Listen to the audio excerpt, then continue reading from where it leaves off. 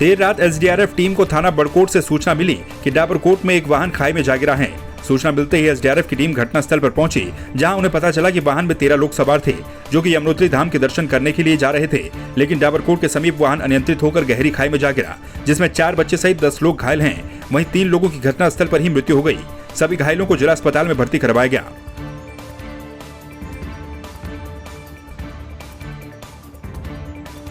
चार धाम यात्रा में श्रद्धालुओं का सैलाब उमड़ा हुआ है। 25 मई तक 10,26,000 से अधिक श्रद्धालु चार धाम पहुंच चुके हैं। जारी आंकड़ों के अनुसार 25 मई शाम तक बद्रीनाथ धाम में 3,40,954, केदारनाथ धाम में 3,35,134, गंगोत्री धाम में 2,03,51, यमुनोत्री धाम में 1,49,596 तीर्थयात्री पहुंच चुके हैं।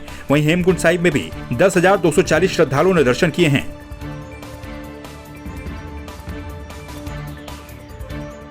कोरोनेशन की गायनी विंग में संसाधनों की कमी का अभाव बना हुआ है। मरीजों को आईसीयू की सुविधा नहीं मिल पा रही है। इसका कारण अस्पताल में स्टाफ की कमी भी बताया जा रहा है।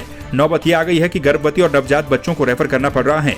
बीते साल फरवरी में तत्कालीन मुख्यमंत्री त्रिवेंद्र सिंह रावत ने आईसीयू का लोकार्पण किया था। इसके बाद निक्कू वार्ड भी तैयार हो गया था, लेकिन इसका संचालन नहीं किया गया। इस संबंध में अस्पताल के मुख्य चिकित्सा अधीक्षक डॉक्टर शिखा जंगापानी का कहना है कि ह्यूमन रिसोर्सेज की कमी जैसे ही पूरी होती है, वैसे ही आईसीयू संचालित हो जाएगा। जैसे ही हमें अगर ह्यूमन रिसोर्स मिल जाता है, स्टाफ की कमी की वजह से हम नहीं चला पा रहे हैं, जहाँ हमें स्टाफ मिल जाएगा हम चला देंगे। जिनको जो गंभीर होते हैं तो उनको तो हमें रेफर करना पड़ता है, तो हम दून मेडिकल कॉलेज में भेजते हैं, दून हॉस्पिटल में वहाँ पे भेजते हैं पेशेंट्स को।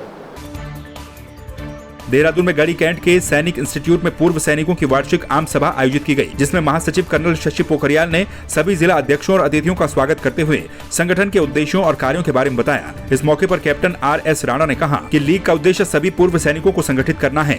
उन्होंने कहा कि पूर्व सैनिकों और उनके आश्रितों की कई मांगे हैं, जिन्हें पूर्व सैनिक प्रमुखता से उठाने जा रहे हैं। वहीं सूबेदार मेजर तीरथ सिंह रावत का कहना है कि पूर्व सैनिकों की कई समस्याएं हैं, जिनका निराकरण जरूरी है।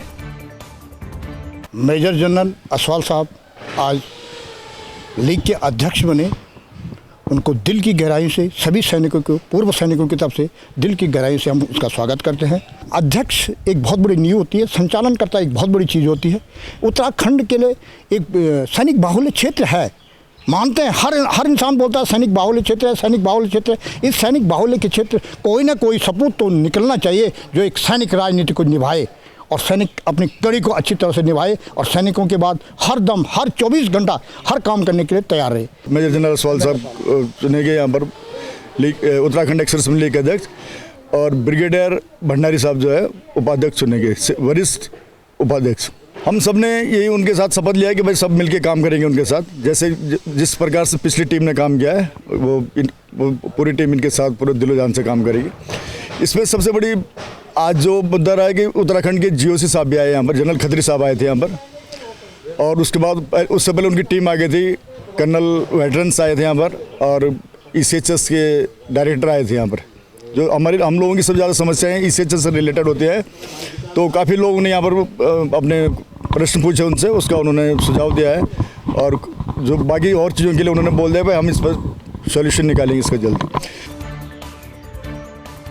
हल्द्वानी ट्रांसपोर्ट नगर व्यापारी एसोसिएशन ने टीपी नगर में पार्किंग शुल्क के विरोध में काली पट्टी बांधकर प्रदर्शन किया। कारोबारियों ने कहा कि टीपी नगर में वाहन पार्किंग शुल्क लेना बर्दाश्त नहीं किया जाएगा। ट्रांसपोर्ट नगर व्यापारी एसोसिएशन के अध्यक्ष अमरजीत सिंह सेठी और महामंत्री प्रदीप सबरवाल ने कहा कि प्रशासन टीपी नगर में जबरन पार्किंग शुल्क वसूल करने जा रहा है, जिससे कारोबारियों के रोजगार पर असर पड़ेगा। उन्होंने चेतावनी दी है कि अगर पार्किंग शुल्क वसूली का निर्णय वापस नहीं लिया गया तो अनिश्चितकालीन आंदोलन शुरू कर दिया जाएगा।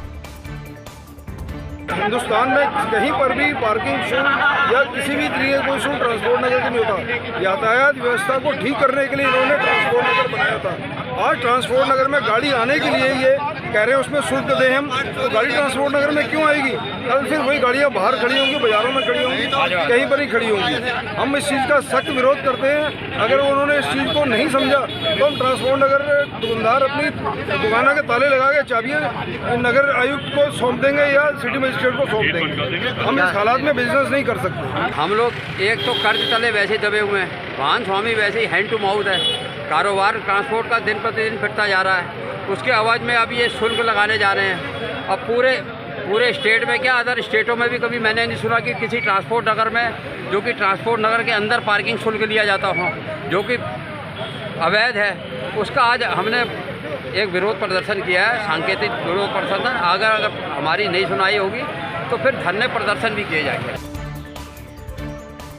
चमोली के पोखरी में आदर्श विद्या मंदिर गुनियाला का 2 दिवसीय वार्षिकोत्सव का समापन हो गया। समापन अवसर पर नगर पंचायत अध्यक्ष लक्ष्मी प्रसाद पंत ने छात्रों को सफलता के मूल मंत्र दिए। इस दौरान छात्र छात्राओं ने अपने सांस्कृतिक कार्यक्रमों की प्रस्तुतियां भी दी। वार्षिकोत्सव का शुभारंभ पहले दिन मुख्य अतिथि बद्रीनाथ विधायक राजेंद्र भंडारी ने किया।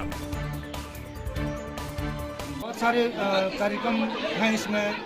मुख्य अतिथि के आगमन पे सरस्वती वंदना और स्वागत गीत के साथ साथ बहुत सारे सांस्कृतिक कार्यक्रम हैं और कुछ जैसे पंजाबी हो गए, हरियाणवी हो गए, राजस्थानी हो गए, विभिन्न पूरे जो भारत की संस्कृति और संस्कृति का सम्मिश्रण करके इस प्रोग्राम का आयोजन किया गया।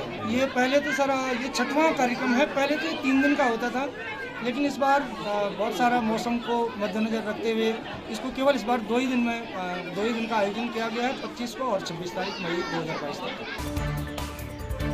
मेरठ से 5 दोस्त रामनगर के कॉर्बेट पार्क में घूमने के लिए आए थे, जहां उनके साथ ठगी का मामला सामने आया है। मेरठ से घूमने आए पर्यटक ईशांत ने आरोप लगाते हुए कहा कि उनके साथ रामनगर के एक फरहान नाम के एजेंट ने फ्रॉड किया है। उनसे कॉर्बेट पार्क के ढिकाला जोन में डे सफारी के लिए और स्टे के लिए 25,500 रुपए एजेंट ने ले लिए, लेकिन परमिट डे सफारी का ही काटा गया। पर्यटकों ने कहा है कि कोतवाली में इसकी तहरीर दी जाएगी ताकि ऐसा फ्रॉड और किसी के साथ न हो।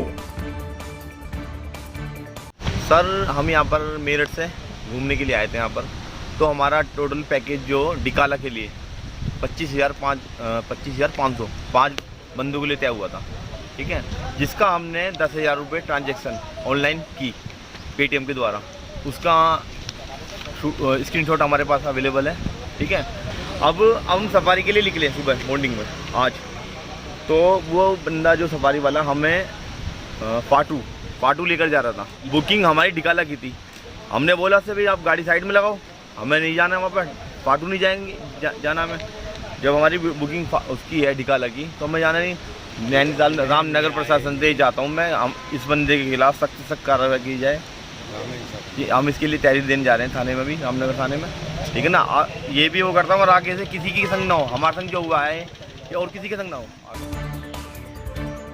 रामनगर में देर शाम को ग्राम पाटकोट के समीप कोसी नदी में नहाने के दौरान एक युवक की दर्दनाक मौत हो गई। घटना के बाद से मृतक के परिजनों में कोहराम मचा हुआ है। पुलिस ने बताया कि काजीबाग काशीपुर निवासी सद्दाम अपने 3 दोस्तों के साथ रामनगर घूमने आया था, जहां वो कोसी नदी में नहाने गए थे। इसी बीच अचानक सद्दाम पानी में डूब गया, जिसके बाद उसके दोस्तों ने शोर मचाया तो आसपास के ग्रामीणों ने मौके पर पहुंचकर नदी से उसे बाहर निकालकर उपचार के लिए रामनगर के सरकारी अस्पताल पहुंचाया, जहां डॉक्टरों ने उसे मृत घोषित किया।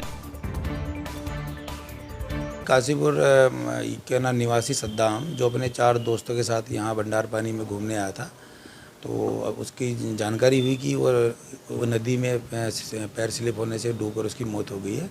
उसका सब मोर्चरी में रखवा दिया गया है। पोस्टमार्टम की कार्रवाई हमारे द्वारा की जा रही है।